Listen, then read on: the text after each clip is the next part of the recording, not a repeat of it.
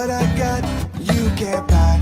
It resides between my eyes. Walked through the fire, came out better on the other side. See, life's like a beach if you find the same. And right now, I'm feeling like 100 grand. You are listening to Inspired Insider with your host, Dr. Jeremy Wise.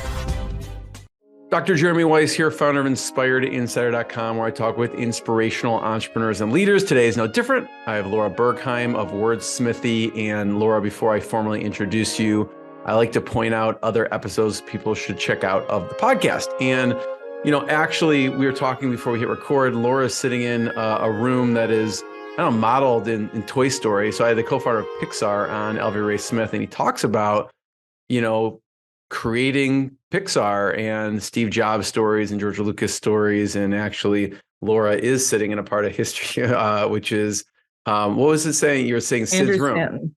Yeah. So this was Andrew Stanton's house. I bought it from his mom, Gloria, and Andrew Stanton's one of the original animators at Pixar, is still there. The guy largely behind, or somewhat behind, Toy Story and a lot of the other big Pixar movies. But this jokingly we call Sid's room because it looks just like Sid's room in the movie Toy Story. We think this may have been Andrew's room at one point. So I love it. It was my office. Go figure. It's a great place to torture toys professionally. Another episode people could check out is Kevin Hurrigan, since this is part of the Top Agency series, and he has had an agency since 1995, and this relates because Laura's been in this industry for a long time, which we're going to talk about as well. And this episode is actually brought to you by Rise 25. At Rise 25, we help businesses give to and connect to their Dream 100 partnerships and relationships. And how do we do that? We actually help you run your podcast. We're an easy button for a company to launch and run a podcast. We do strategy, accountability, and the full execution. Laura, we call ourselves the magic elves that work in the background to make sure everything happens. For me, the number one thing in my life is relationships. I'm always looking at ways to give to my best relationships. And I've found no better way over the past decade to profile the people and companies I most admire and share with the world what they're working on. So if you've thought about podcasting, you should. If you have questions, you can go to rise25.com. Laura Bergheim, she founded Wordsmithie in 2010. She actually started her content marketing agency after a stint as one of Google's early on content strategists. She is the author and co-author of 8 nonfiction books and 2 novels. And Wordsmithie is a certified woman-owned business with clients that include companies you've heard of: Google, Shopify, Square, Atlassian, Audacity, all the major ones, really. Laura, Stanford Graduate School of Business, and so many more. Laura, thanks for joining me. I'm happy to be here. Thank you. Just start off and tell people a little bit about Wordsmithie and what you do. Sure. We are a content agency. We were founded in 2010. Before there were many content marketing agencies out there, we were founded distributed, which means that we were working remotely, but well before COVID. Everybody works wherever they live and lives wherever they work, because the very best talent isn't necessarily in your backyard. And that was our philosophy at the beginning. And thanks to email and G Suite, then it was called, we were able to do that. We also have a great design team as well. So we do everything from case studies and white papers to email campaigns, blog posts. We do the layout as well as the writing and the research. We have a lot of journalists on our team, former journalists. We also have a Jeopardy Champion of Champion winner on our team. We have 2 Emmy winners on our team. We have a beekeeper on our team, a New York Times bestseller. Everyone needs a beekeeper. I wish it was not me. I wish it was me, but she's not. Yes, a beekeeper. I know that's always the one that stuns people or stings people. It's like the Village People skit in SNL. But yes, she's an amazing writer and also a delicious beekeeper. She makes wonderful honeys and things. So we're kind of a team of sort of really talented senior people who have deep experience and love to tell brand stories and help companies reach their audiences wherever they are. Talk about, so like Google, and we'll get into what you learned at Google and some of the things from Google, but a company like Shopify or Square, what are they coming to you with? What are they in need of? Usually they're looking for help in reaching their audiences through blog posts and case studies, collateral, things like that, that are really used by their sales teams, but also put up on their websites so that potential customers will learn more about how other people like them are using the products. And because we are brand storytellers and journalists and designers who can reach those audiences, we bring those stories to life so that people can really see themselves in the shoes of the customers of those brands. What's the process look like? Again, like a Shopify, Square, Google. I mean, you worked at Google, but what does the process look like when they come to you?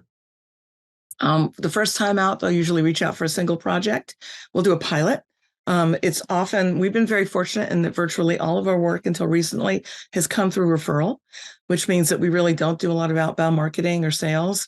It's just people that we worked with, they change jobs, they bring us in, they move companies, they bring us in. So it's often a very warm lead, right? It's somebody we've already worked with in the past, most of the time.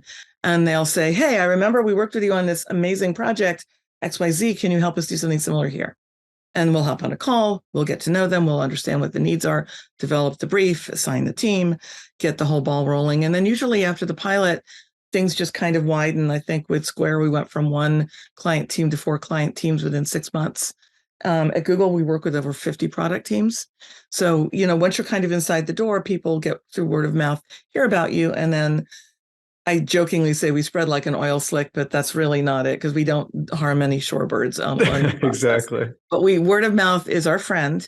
And our colleagues very quickly share the word, spread the word. So we literally, Wordsmithie is also a word of mouth agency as well. It's been very beneficial. You've done some amazing things with Google, and we'll talk about the annual Google e-commerce or the economic impact report in a second. But go back to your Google days for a second. Sure. And what did life look like then, and what did you learn from Google? So, I used to joke, my friends would want to come and visit the unicorn petting farm at Google. I'm keep waiting for, the Simpsons to do an episode on that. But the first thing is, it is a little bit like working at Disney World. There's just so many fun things going on.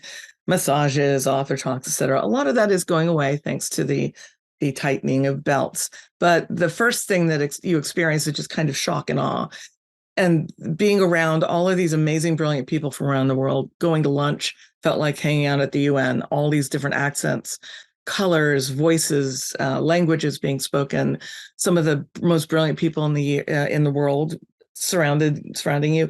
The first 6 months, classic imposter syndrome. You keep waiting for somebody to tap on a door or a window and tell you don't belong there.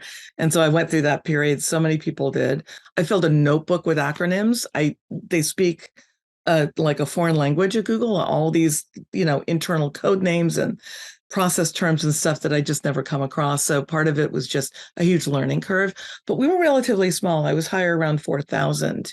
And I was actually hired at the time I reported up through the chain to Sheryl Sandberg, who later went over to Facebook, now Meta.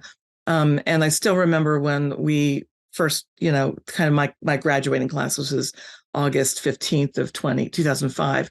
She met with us and she said, I know it seems like you guys, you may feel like you're the top, the last in, but I guarantee you in a couple of years, higher 4,000 will feel like you guys got in early. And now, of course, with over 120,000 people, that is indeed the case.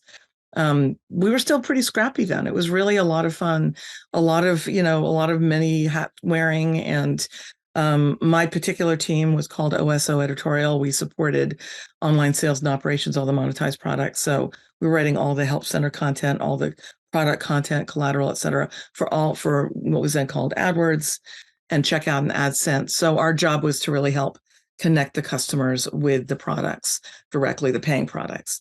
But it was a wild time there.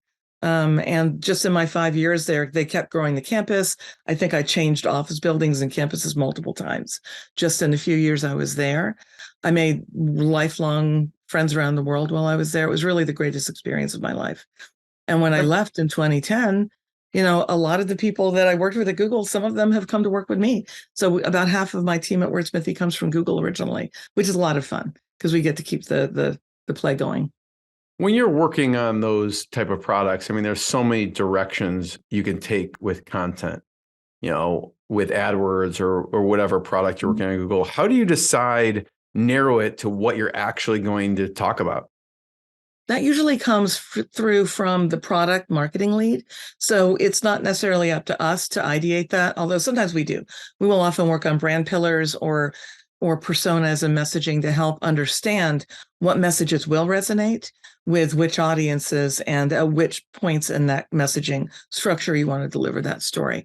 But usually the insights are coming from the marketing team, and they're also gleaning them from the product team. What are the core value propositions you want to communicate? A lot of what we do are case studies. Those are really business, stories, right? And I even sometimes joke about the business fairy tale, where the Wicked Witch is the challenge people face. The White Knight is sort of the product riding in to save it. Although I will say, at least with Google, you don't talk a lot about the product. You talk about the customer and their needs and what they benefited from and what success they had with it. But trying to figure out what stories you want to tell about the products that really resonate with the audience on a very personal level.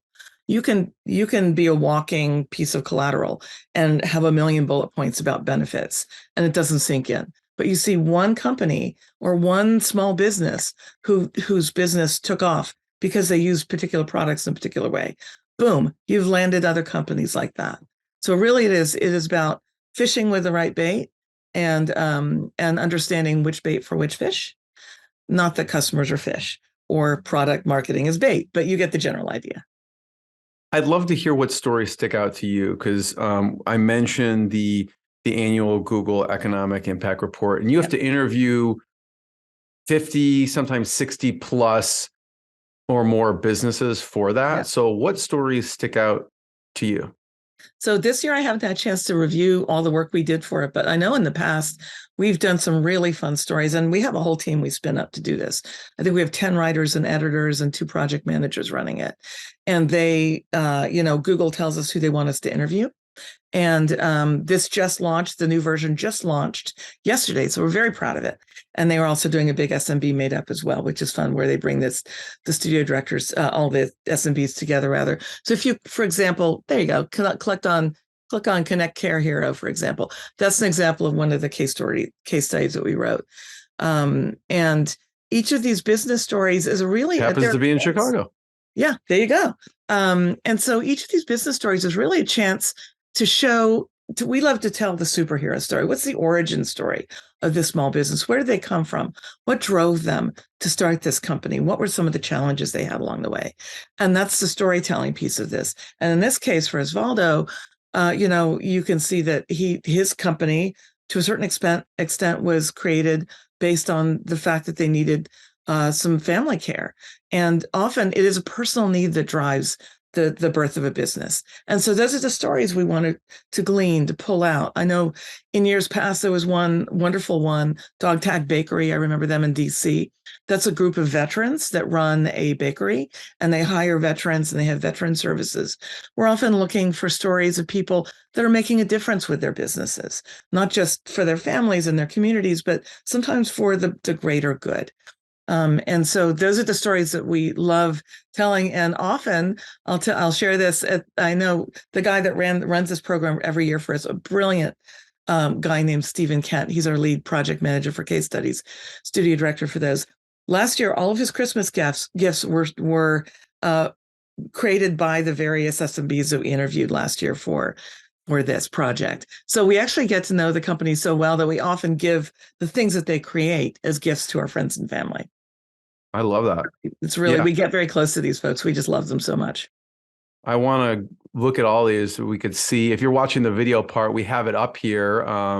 And the Way Out in Milwaukee, Wisconsin, and also the Clock Shop in Fort Wayne, Indiana.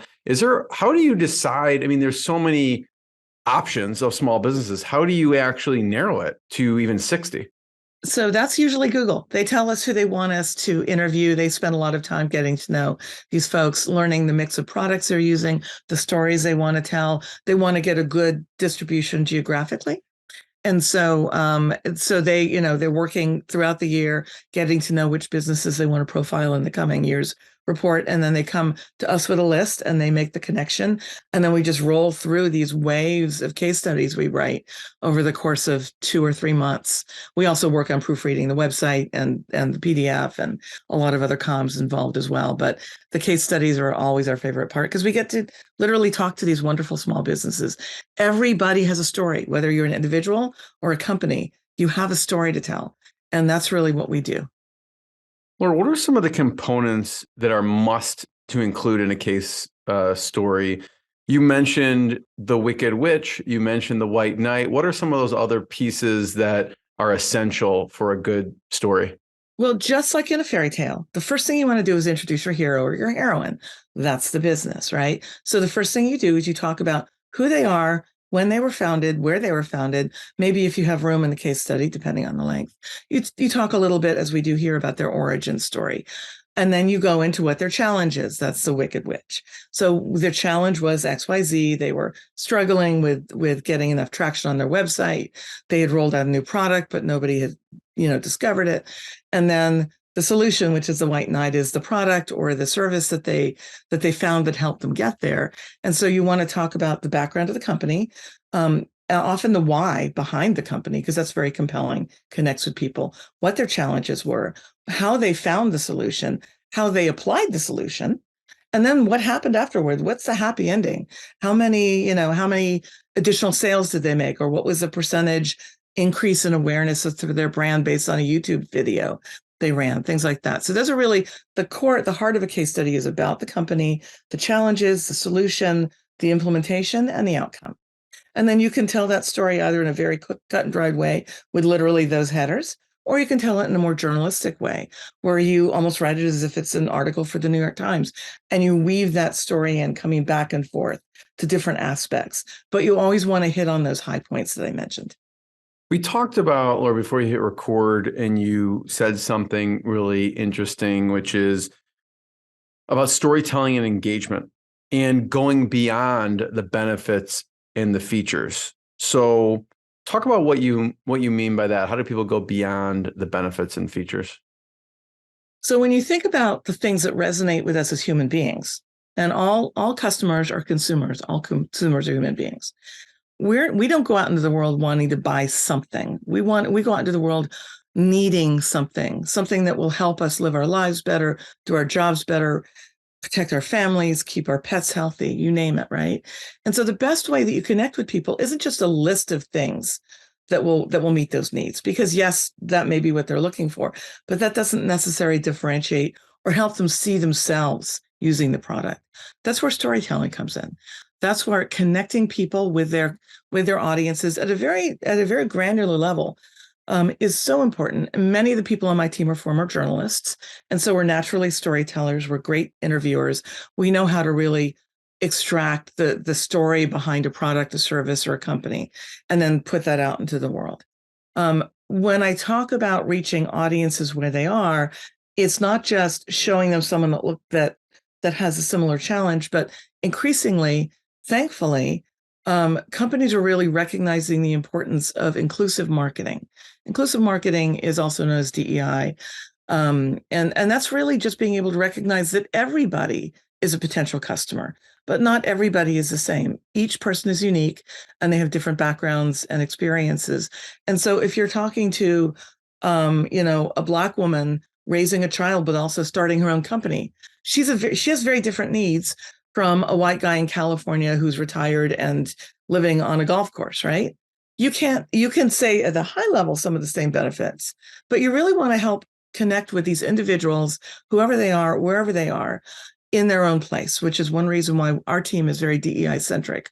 We actually helped Google create an inclusive marketing website, which talks about how you reach these audiences, include these audiences in your marketing in a way that's meaningful and doesn't rely on stereotypes and connects people truly with the individuals that you're trying to reach and not just with the big picture of personas or subcategories. We try to avoid numbering people or, just saying this percentage of people is this, so this percentage of marketing goes to them. It's much more humane and human to connect with people on that personal level. I love what you said there about people need to see themselves using the product. And back in the day, you mentioned when we were chatting about click and mortar. And it reminds me, when you say that, it reminds me of watching a commercial and seeing like a Tide commercial and seeing a grass stain, and like you can actually see the people using the product. You did work with companies like Victoria's Secret and Walmart very early on. What kind of things were they doing early on when they were starting to get online and use content? Well, it was very funny because I was fortunate to be a creative director at the very first digital agency, a company called Resource, which is now IBM X Labs. I believe they were acquired by IBM a while back. But they were the ones that kind of invented click and mortar. They brought limited brands online. They were the ones that broke the internet in 1999 by running a Victoria's Secret webcast ad during the Super Bowl. There'd never been such a thing as a webcast, really. And so when they ran the Super Bowl ad, even though the actual webcast was going to take place on Valentine's Day, so many people went to victoriassecret.com to try to watch the webcast during the Super Bowl that literally the internet seized up and kind of collapsed. And it infamously broke the internet. And this was 99. So there was not a lot of stuff going on beyond Amazon. But when the big click and mortars came on, they really, it was a little bit of a Wild West. We were trying to figure out, how do you create content at scale? How do you take catalog company and content and in-store content for a Victoria's Secret and put that online and make sure that people can click through and get the product details and experience, get the assortment of information that they wanted easily and effectively. And a lot of brands in the early aughts, when I was doing this at first, were really struggling because they didn't know the difference between what in-store customers wanted and what people wanted online. And so I actually helped write a book called The 10 Demandments, which I co-authored with Kelly Mooney, who was the president of Resource at the time, which was all about how people are taking their online experiences and applying those to their offline experiences, and how companies needed to see this too as not distinct. Online, you could get way more assortment of offerings versus an in-store. Stores need to provide more offerings, more options, more services, all of those things. Finding all the things that people were experiencing online, helping all brands bring that to, what we now call multi-channel. But at the time or omni-channel. At the time, you only had online and stores, and there was no blur, there was no blend, there was no social. So a lot of that kind of Wild West days was just figuring out, how do you invent a new way of connecting with customers in the digital era when they're just starting to get online? At the time, people weren't even using cell phones yet. So it was a really fun time. It was basically kind of inventing content on the internet in a lot of ways. I'll have to check out the 10 Demandments. We'll also talk about, you have a number of books. One of them that stuck out to me when I was doing research was Weird, Wonderful America. So we'll talk about that later. And it's basically the nation's most offbeat and off the beaten path tourist attractions. So I don't know if you want to mention a few now. What are some of the most offbeat or off the beaten path tourist attractions? There's so many, and there've been so many since I wrote that book. I wrote that in, I think, 1988. And so there are plenty that have come out, plenty of these attractions. And look at it, on sale for $1.95. Such a bargain. I should buy some for myself because I think I'm almost out. There's a collectible from 1796. So, but there's so many places out there. Actually, the way I ended up writing this book is kind of funny. I was working on a book called The Map Catalog, and it was my very first book. I just graduated from college. And I was looking, it was a catalog of every kind of map in the world. And I kept looking at these amazing road maps and seeing all these crazy attractions. And I just couldn't help it. I started writing to them and calling them up. This was before there was really an internet to research. So I ended up pitching this idea for this book. I mean, the Garden of Eden in Kansas is fascinating. There's a lot of folk art installations. The Orange Show in Houston, another one of my favorites. One of my favorites is actually right here in my little hometown of Rockport. Really, I didn't grow up here, but it's my hometown now. Massachusetts on the coast. It's a little house made entirely out of newspapers. It's called the Paper House. And this guy in the 1920s made a cot out of World War I reporting. I don't know how anybody slept on it because it wouldn't exactly give you sweet dreams. There was I believe there's there's a grandfather clock made out completely of rolled up reports of Lindbergh's flight across the Atlantic. It's really a time capsule of the history of America in the 1920s. And this guy, who's a Swedish immigrant, he collected, I think he got like 20 newspapers a day back in the day when you read multiple papers. And instead, he was the ultimate recycler. He rolled them all up and he made them into basically little logs and things, and built this entire house and all the furnishings out of newspaper. Wow. And so That's amazing. I grew up going to that place, right? And I have a natural bent toward the weird and the wonderful. And when I ended up as a travel writer, and I ended up doing a travel column for Rand McNally. No, sorry, I worked for Rand McNally as their travel spokesperson after that book. My title was the Rand McNally Adventure Traveler, which was a total hoot. Did a big road map on Route 66. And then I ended up doing a syndicated column for King Features called Weird Wonderful America. So I rode the gravy train on that for a while, but then I fell in love with the internet, and that's how I ended up here.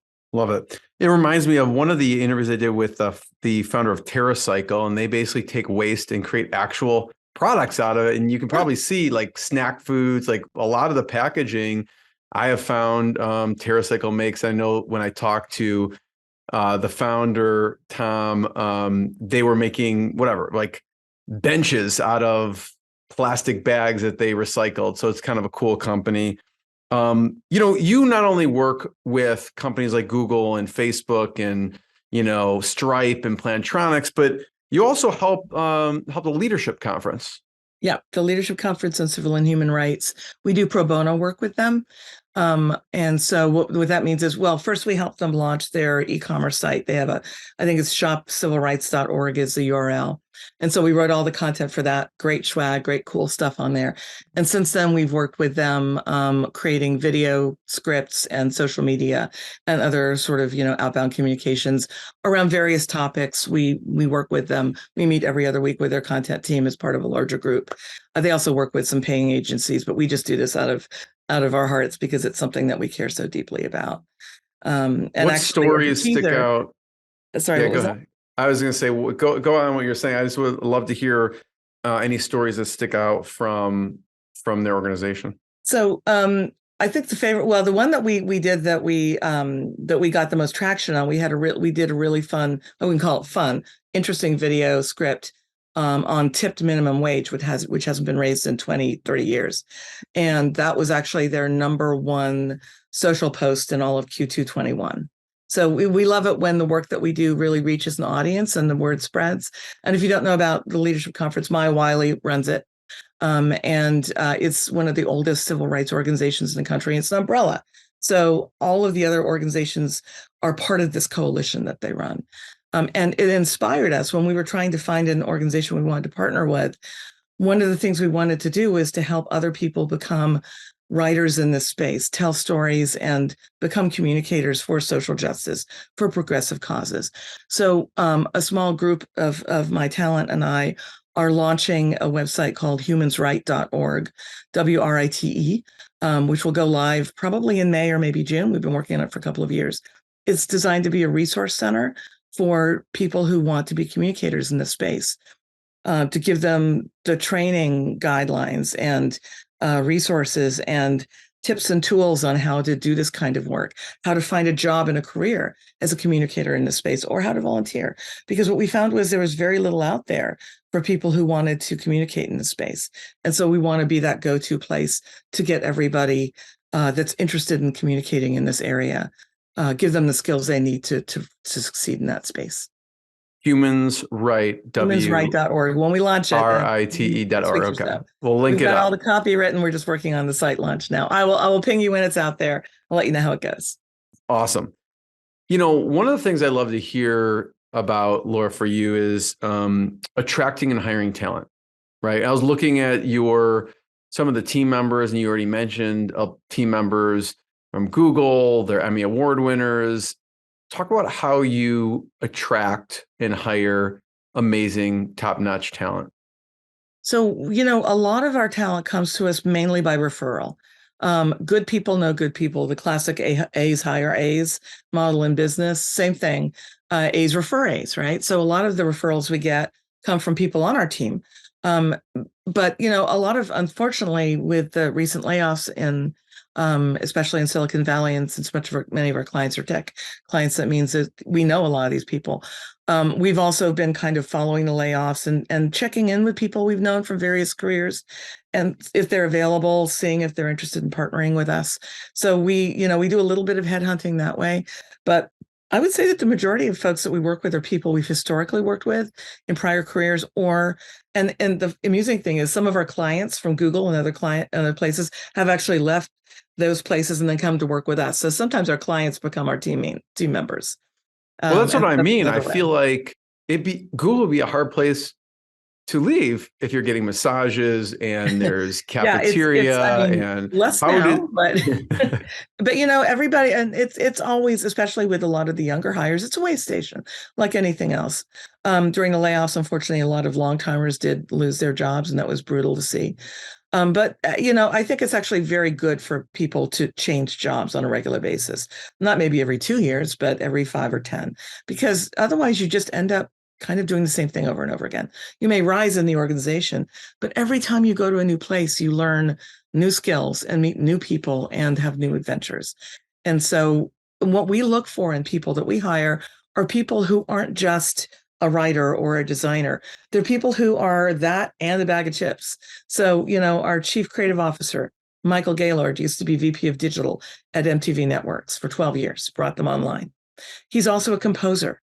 And our studio chief, Alex Kennan, also runs an urban hiking company and writes hiking guides.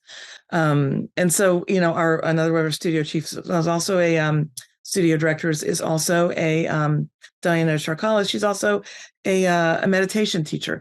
Marlene Tam, who runs our design team, she's also a martial arts expert. And so, we have these amazing, interesting people in the group, and that's Michael. He splits his time between Madrid and San Francisco.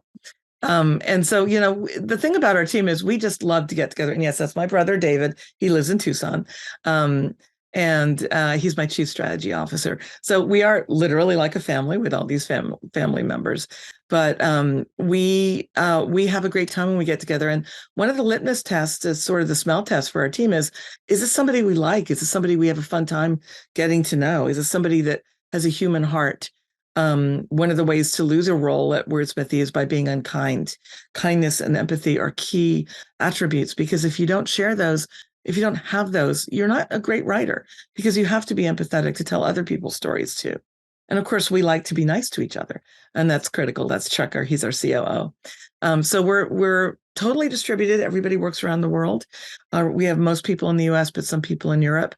But we do have a little office here in Massachusetts in Rockport, overlooking the ocean. And I brought everybody together in the new office last year, and it was like a college reunion. It was so much fun. What's it like working with your brother? It's great. I mean, he and I are best friends. It's lovely. It's a lot of fun. He's much smarter than I am, so I rely on him for a lot of stuff. He's got a business Yale degree, School of Management, I think. Yeah, he's an SMM guy. Underachiever. Underachiever. Alex Kennan has a Wharton MBA. We have a lot of MBAs on the team. I do not have an MBA. I just invented Wordsmithie off the seat of my pants, and we've been making it out ever since. But I'm surrounded with really brilliant people who get the job done, and that's key. The initial start of Wordsmithie, what made you, again, Google, like you said, great people, great place to work. What made you decide to make the decision to venture off? Well, Wordsmithie was the third agency I'd founded. I started an agency when I was in Columbus, Ohio, called the Orchard Group. I think they may still be around. That was a very early distributed agency. That was in, like 2001 or 2002, I think. And so I always believed in the power of bringing together great talents. And I loved my time at Google, but I was itching. I have an entrepreneurial spirit, and I was really itching to bring together kind of an Avengers of writers and designers. I kept having conversations with people at Google.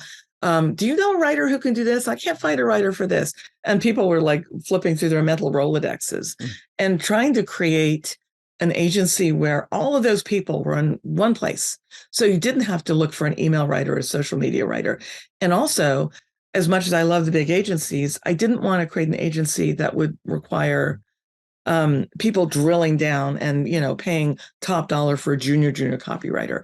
I wanted everybody to be seasoned professionals, great skills, great collaborators. And I think the greatest compliment we get often is that our clients tell us we just feel like we're part of their team. They can't tell the difference between us. And those are the people we look for. And so when I founded the company, that's what I wanted to create, a place where all these great talents could come together, do great work for clients, and then also, very importantly, have an outside life. I'm the only person in the company that works, full 60 hours a week. In my case, most people work well under 30 hours a week. I really believe that people, if you want to do great things in life and in work, you have to have a separation of those two. Not working all the time is the best thing you can do for yourself and your family. So having outside interests, those are all the things I wanted to create the agency that I wanted to work for. And because we were writer created and writer run, we are very much creative focused. We do have business people on the team, but it allows us to really come at it from the writer's perspective, be much more creative and entrepreneurial every step of the way. Laura, I have one last question. Before Sure. I ask it, I want to point people to Wordsmithie. We've already seen it. If you watch the video, we've been pulling it up. Wordsmithie.com. It's Word, then SMITHIE.com. Learn more what they're doing amazing work with some really amazing organizations. My last question is tech stack, right? You've been virtual for a long time, way before other companies were fully virtual. I'd love to know how you manage all of it. What's kind of the tech stack look like behind the scenes? So we mainly rely on Google Workspace, which at one point was called G Suite. And we actually helped launch Meet.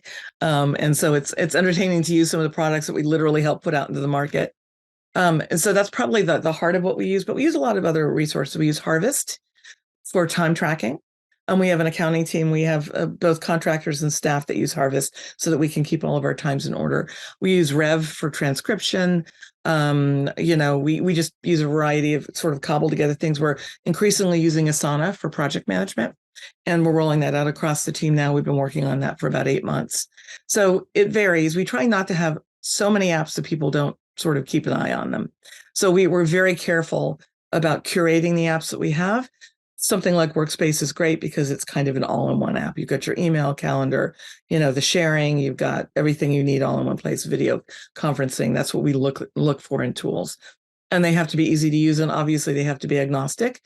Most of our team are on Macs, but if you were on Chromebooks, we are also increasingly starting to use Microsoft products because some of our clients prefer not to use Google products. We understand that. So we can shift assets or resources if needed. Our team is very nimble that way.